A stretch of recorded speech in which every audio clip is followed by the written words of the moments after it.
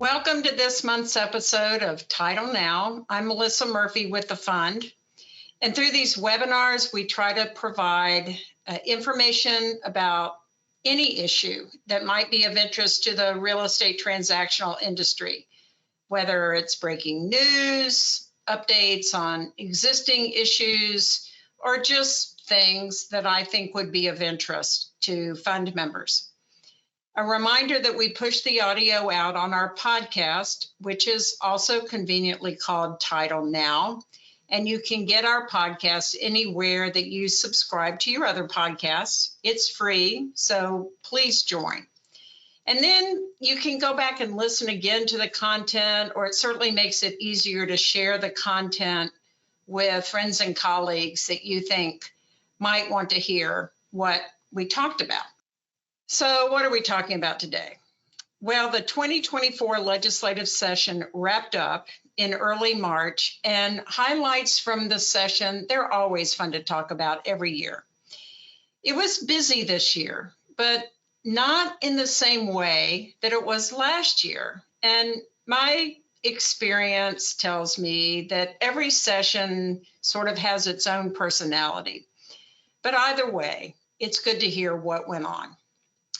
So as we're chatting today, please post your questions in the question panel over to the right on your screen, and we will try to get to them at some point in the conversation today.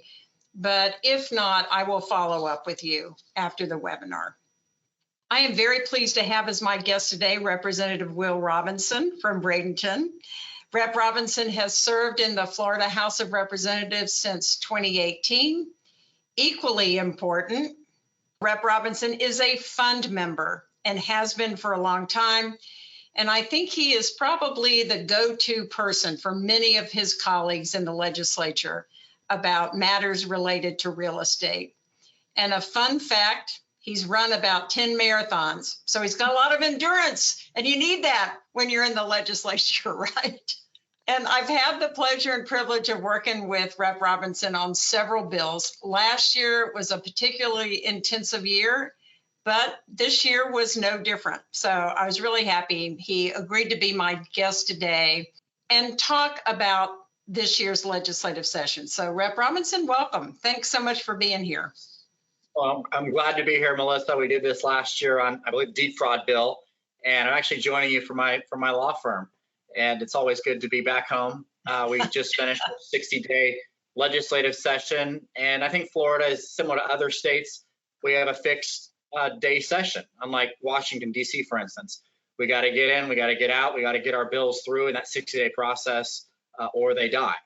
And so it's always interesting, like you said, to talk about the session. I've been doing that a lot the past couple of weeks as I've been back home in Bradenton, to talk to folks about what we did.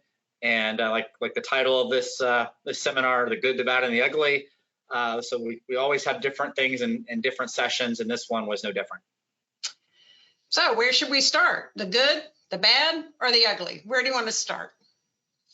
Well, it's always hard to describe it this way, because in many ways I'm talking about 2/3 of bad things, whether it's bad or ugly. But let's kind of start with the ugly, and I only mention that ugly is the word in the sense that legislative sausage can be ugly to look at or ugly to experience.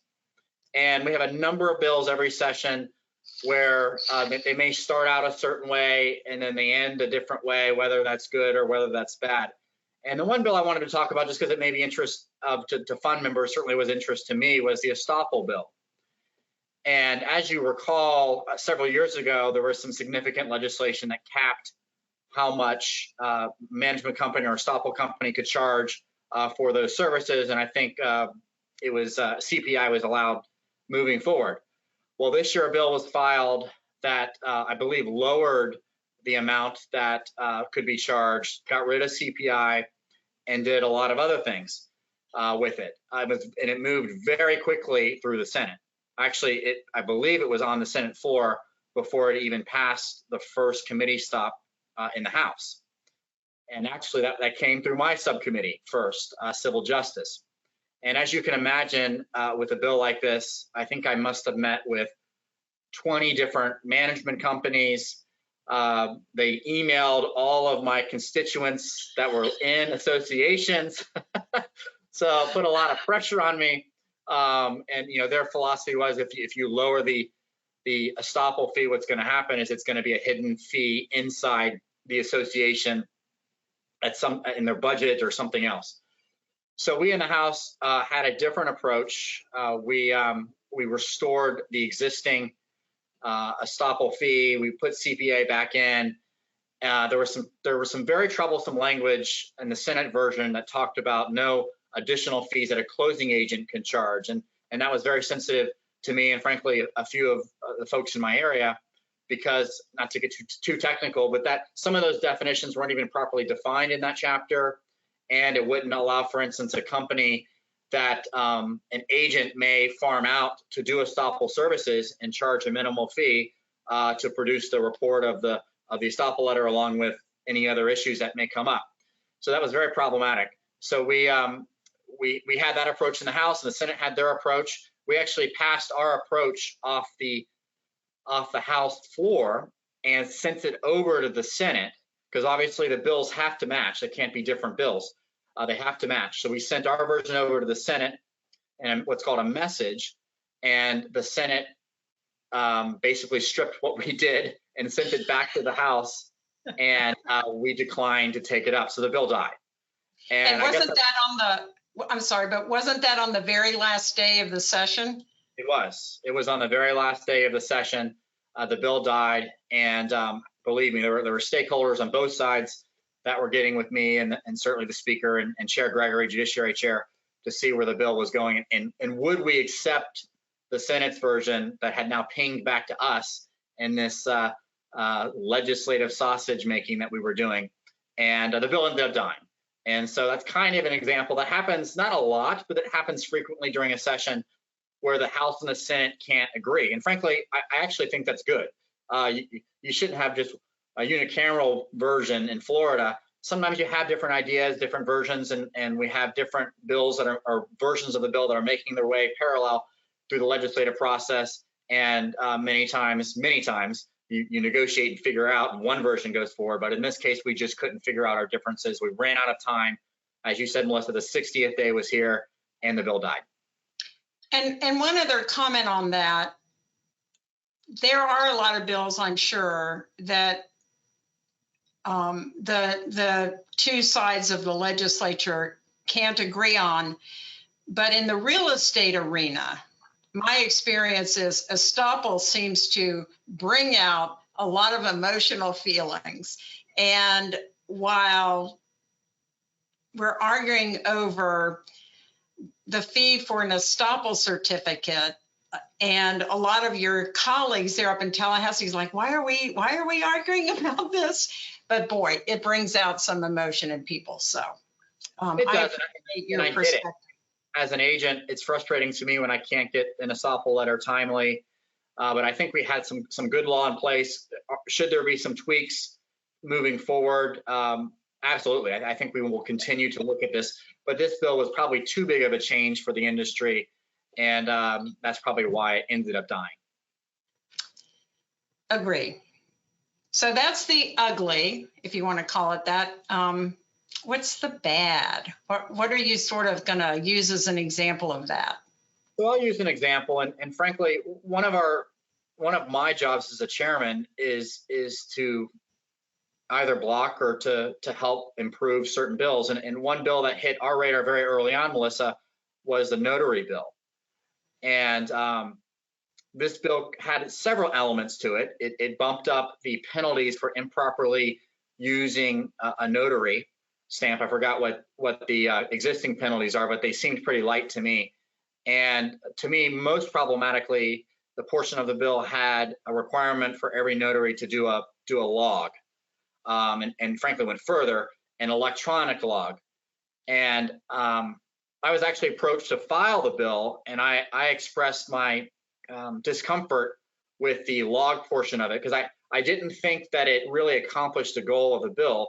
The goal of the bill was to build on what you had mentioned, Melissa, which was a bill that I got through last session on deed fraud. And that was an incredibly big bill in this session. It was a speaker priority. We've talked about it, at least I've talked about it. I'm sure you've educated your fund members about the components of the bill, but it had 4 or 5 features to the bill. It added, you have to write your post office address now for witnesses, and there's a summary process now, an easier process if you actually get all tied up into an action where your property was sold out in front of you.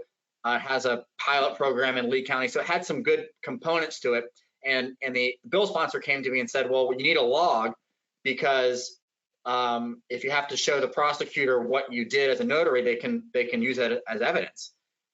And I really didn't like it, because I said, well, what happens if you don't do it? I'm a notary myself, and we're running back and forth. We're trying to notarize things. We're doing dozens of closings, sometimes a day. What if I forget to do that? And why does it have to be electronic? I was a little bit sensitive that there may be 1 or 2 vendors in Florida that perform this service, and was this bill kind of approaching it from that direction? So I really didn't think that it solved the problem the bill sponsor was trying to solve, because frankly, I said, why don't you just subpoena the records that have been notarized as opposed to the log? What does the log really get for you? And so the bill kind of got bogged down on that issue. I actually kind of liked the portion of the bill that increased the criminal penalties. And a funny little story about this, I wasn't really certain what the right penalty should be. I'm not a criminal defense attorney. I don't know a lot about that area. And so we had a proposed increased penalty. And I went down the hall to the chair of criminal justice, because I'm the chair of civil justice, and the staff director. And she looked at me and she said, Chairman, I think you've set the bar a little high here. We don't need to be sending folks to jail for 25 years if they properly use their notary stamp equal to manslaughter. So I said, oh, that doesn't seem to make a lot of sense. So let's back it down a little bit. And so we had, I thought, a portion of that bill that I think was good. A portion of the bill was bad. And just like with the estoppel bill, the Senate and the House could not agree on the final product. The Senate wanted to keep the log portion of it in. The House did not. And so that bill ended up dying. And I call it a bad bill, just in the sense that I just thought a portion of it was bad. And it suffered the same fate as, by the way, most bills do in Florida. It died. Yeah. So, yeah. What were our statistics? I forget. Shoot, I'm not sure I wrote those. Yeah, here it is. This year, 1,900 bills were filed and 325 passed. Right. And so those still are in the process of being sent to the governor in batches for his approval or not. But yeah, that's certainly true. One comment I'll make on the notary bill, I was equally concerned about the requirement that it be an electronic journal, because there are thousands of notaries here in Florida, some of whom don't work in an office and have a computer and have the ability to have an electronic log. And so that just seemed to me to be an unrealistic expectation. If you're going to require a log, don't require an electronic one. So maybe that bill will come back, and again next year in a more acceptable form. So now we've gotten past the ugly and the bad. Now let's talk about the good. What are some thoughts you have about what good stuff came out of this year's session? So I think overall it was an outstanding session. I don't think we were on the front pages as much as maybe other sessions, and maybe for most folks that's probably a good thing. But we were very active. I think we passed a very good, solid budget for the state of Florida. The state is now 15th or the 16th largest economy in the world. So it's important that we have a budget. By the way, Melissa, that's our only constitutional requirement that we have in Florida, is to pass a balanced budget. All these other 1,900 or so bills that were filed, those are not necessary. And so our only charge is to pass a balanced budget, which I think we did a good job this session. And the second thing we normally do, we don't have to do it, but we did it this year like we've done in the past, is a tax package, a very robust tax package to put money back in the Florida taxpayers' hands, like the back to school holiday weeks that we've gone accustomed to. There will be a reduction. It wasn't technically in the tax package. It was in another area. The business rent tax which is a tax on tenants when they have to lease commercial property. We're the only state in the country that does that, so that was reduced down a little bit. And of interest, probably the number one topic that anyone brings up to me is property insurance. We passed in the tax package. It'll be a small reduction in the tax that you would have to pay, or your insurance company would have to pay for your policy. So if you're homesteaded property, you should see some tiny relief. I don't want to make it sound too robust, a couple percents here and there that were in the tax package. So I think, and by the way, we have to qualify a lot of this. Neither of those two have been signed by the governor, as most bills. And I'm extra sensitive to this because I've actually had 2 bills vetoed. So it's always interesting when we talk about bills right after session. I hope you don't hold the record for that. I hope there's somebody that's had more bills vetoed. There is another representative that has had 2. So it's not a record I want to keep getting higher, but it does happen, and it's the right of the governor. So you got to keep the governor's office involved with what you're doing. That's always important. But I would say from the House's side that one of the most important issues that may not be as relevant to fund members because it doesn't really touch real estate was our social media ban for minors. It was House Bill 1. There was a lot of testimony, a lot of passionate debate on the impact that social media is having on our children. And when in the House, it's House Bill 1, that means that is the number one priority of the Florida Speaker of the House. So it was a very passionate issue. It actually passed off the House floor pretty easily, like 110 to 10. It was very, very little opposition. We sent it over to the Senate. The Senate, same thing, had a couple minor changes. So it came back to the House for our approval, which we did. And unusually, the Speaker recessed the House, and we went, those that were supporting the bill went out into the rotunda, and the Speaker and the bill sponsors gave a press conference. And that press conference was really for a person of one, the governor, because the governor had expressed some concerns about parental rights and the ability to have parents control some of those decisions. So we had passed the bill. The bill was now in the governor's hand, and the governor vetoed the bill, which was pretty historic to veto House Bill 1. I don't know if that's been done. It hasn't been done in my 6 years. It certainly hasn't been done in many, many years. And why I call this the good, it's not necessarily the policy of the bill. Now, I voted for the bill, but I call it good because that situation where you have a veto of the number one speaker priority had the chance to throw session off the rails. We talked about the budget. We talked about the tax package. The speaker could have held those 2 issues hostage. I could still be in Tallahassee right now, not serving my great law clients, but serving the great constituents in District 71. I'd still be up there. But thankfully, the speaker met with the governor's team. They figured out a way to compromise on the issue. We actually had an interesting thing we had to do. We tacked it on to House Bill 3 because House Bill 1 no longer existed anymore. We passed it off the House floor. Actually, I think the 10 no votes came down to 5 no votes, and then the Senate passed it with very little opposition, and the governor signed that bill. So I mention it as good as part of the reason why I love serving in the legislature is the back and forth, the give and take.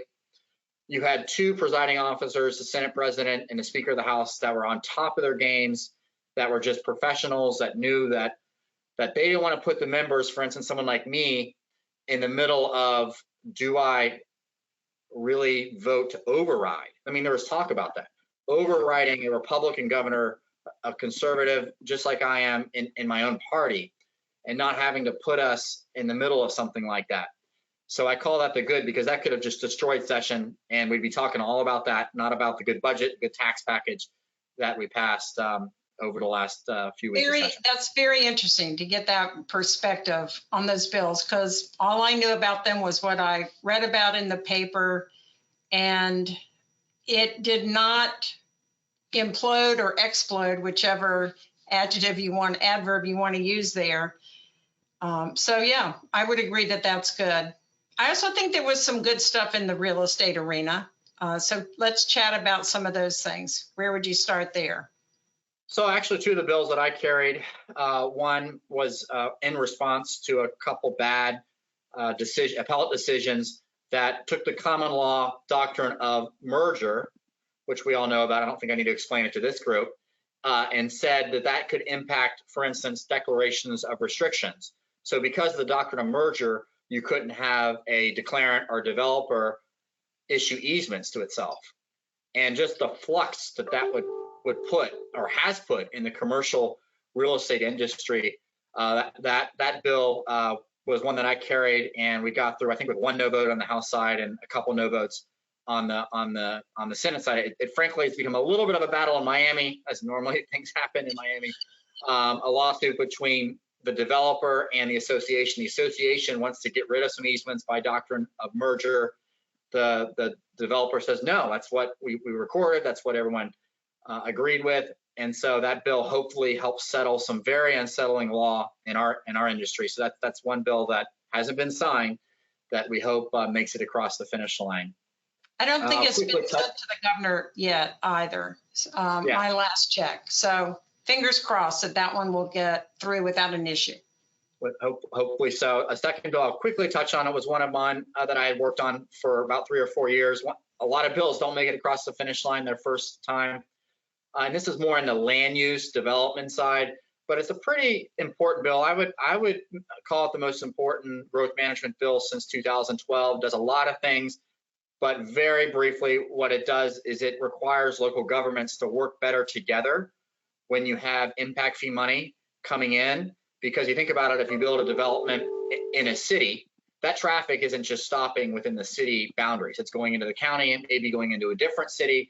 And some jurisdictions just are not doing a good job of appropriately sharing the money. And you even have some jurisdictions, mainly on the East Coast, in my example of a city development, the county is charging a separate impact fee, holding hostage the poor city property owner. So we cleaned all that up. That was even less controversial because all the stakeholders, I actually had to get them in a room, and we must have negotiated over 12 hours the last 50 words of that bill. So that bill came through, hopefully will be signed by the governor. That was one of my bills that I'm very proud of. And then finally, I'll touch on real quickly, this bill has been signed, and I'll call it the squatters bill. It's an issue that has kind of popped up in Florida, it's popped up in other states. I had frankly not heard about it a lot. The bill sponsor came to me. It was a very robust bill, Melissa, that did a bunch of things, including eliminating adverse possession. And I had a lot of hard discussions with the bill sponsor and others that we just can't eliminate that concept. That's an important concept in Florida law. But originally that bill tried to get rid of adverse possession. Well, that's what brought it to my attention right away, was I'm like, whoa. Certainly in the title insurance world, we use adverse possession all the time to clear up title clouds, et cetera. So that's kind of a wide swath through historic real property law in Florida. So I'm glad you were able to do that. So how did you end up addressing the members' concerns? So he was really concerned about the squatters issue, and frankly, going back to adverse possession, I had a line out my door of folks that were concerned about eliminating adverse possession. Didn't even know a lot of people knew about that, except for in our business. But I sat down with the bill sponsor and I said, "What is your concern? Your concern is that someone shows up at someone's house or their property and says it's my property, and the sheriff's deputy comes in and doesn't know what to do." And says, "You guys go to court and you figure it out." So now you're in a lawsuit, you're trying to evict someone. So what we did, we stripped out the adverse possession stuff, and we really focused the bill on, all right, what are the clear factors that you can establish, and what do you maybe have to prove, whether it's a tax bill or a deed or something that can show law enforcement quickly that this person that's in your living room doesn't belong there, and they can remove that person immediately without having to go to court.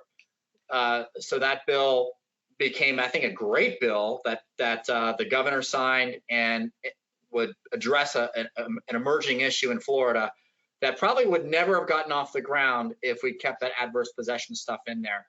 So it takes work by a lot of people, including the bill sponsor. The bill sponsor, I frankly told the bill sponsor, I'm not going to air your bill with that piece in it.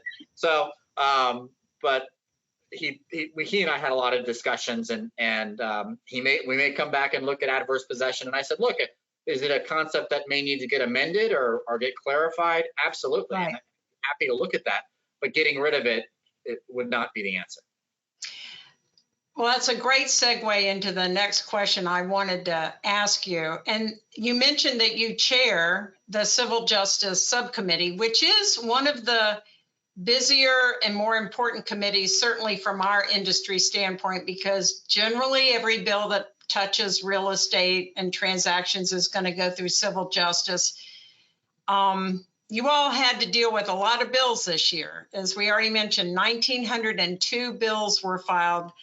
About, I can't do math this fast, but 80 bills more than last year. So lots of bills. What's it like being chair? What's your role as chair of civil justice? So it's an important role because you're chairing a pretty big committee. You obviously have members that are on that committee. You have the Speaker's office that reference you bills. And I don't have the number in front of me, but there were a few hundred bills that were referenced, I believe, to civil justice. So I read them all. I talk to staff. I get briefed about them all. I sit down with the members. What are you trying to accomplish? And then I have to decide what bills I think are good policy and what bills I'm going to hear. I only have so much committee time, so I can't hear, and nor should I hear, every bill. And I break down bills into kind of three buckets, and it's almost like the good, the bad, the ugly. But I'll call them the excellent bills, the really bad bills, and the middle bills. The excellent bills are almost ready for prime time. I'll get them cleared through the Speaker's office. We'll get them on my agenda. We'll get them moving. The bad bills, I'm not going to move. And I try to have a conversation with the member that filed the bill, because they use up a bill slot. It may be important to their district. We may have a different, maybe philosophical perspective on bills, or maybe a practical perspective. The notary bill is a perfect example. That was filed by a Republican. I don't just block Democrat bills, but I sit down with the member and explain, why that, to me, that policy is not good. And I frankly tell them, look, I'm only the first person here. If you want to go to the chair of judiciary or you go to the speaker, you can have those conversations. But part of my job is to block bad legislation. And unfortunately, there is a lot of bad legislation that's filed. And that's the beauty of the committee process, is every bill has to make its way through 2 or 3 committees.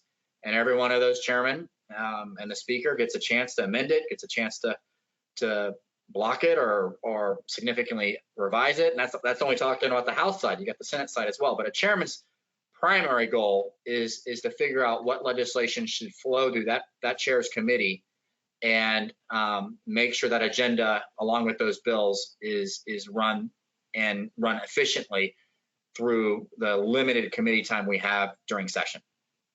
Yeah, well, I have learned that chairmanships are very important. So to know who's chair of the committees that your bill is likely to go through is an important part of my advocacy role here at the fund, which is a great segue into the last thing I want to chat with you about, because I'd like to chat briefly about how the fund and fund members can best help good laws get passed. And I'm always bugging fund members. I just sent out a whole bunch of letters asking them to contribute to our political committee, which is called Title, TITL, Title Insurance Through Lawyers.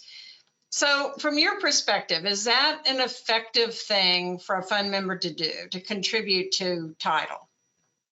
Look, I get it. No one likes to write a check, but it's incredibly important, because that shows an investment by the fund or otherwise with a particular candidate. And I know the fund does a good job of identifying what candidates are good ones to make sure that a check is delivered to. I to this day, and I ran 6 years ago, I to this day remember the real property and probate and trust section gave me my very first check from a lobbying group. and you remember stuff like that. Campaigns are expensive, and you got a lot of things you got to worry about. But I do think it's a worthy investment. You got a lot of great members that probably haven't heard of the fund or title insurance, and it allows that introduction as well. And that you build those bridges and you build those connections through resources like that. And believe me, those members will not forget that, because a lot of them remember stuff like that, including me. Thank you, Representative. All right, fund members out there listening, you heard it here. Please help me out when I send you that letter about contributing to title. So we have run out of time. Rep. Robinson, I think we could have talked for another 30 minutes. There were only a couple of questions in the question panel, and I will respond to each one of those individually. So don't worry about that. Remember that we push the audio out on our podcast. So if you want to listen again or share it, it'll be available very shortly. And I always ask people to let me know if there's a topic you would like for us to address in one of these pop-up webinars. Just let me know, shoot me an email. So thanks to everyone that tuned in. A particular thanks to you, Rep. Robinson. Looking forward to seeing you soon. And as always, to everyone, thank you for your support of the fund.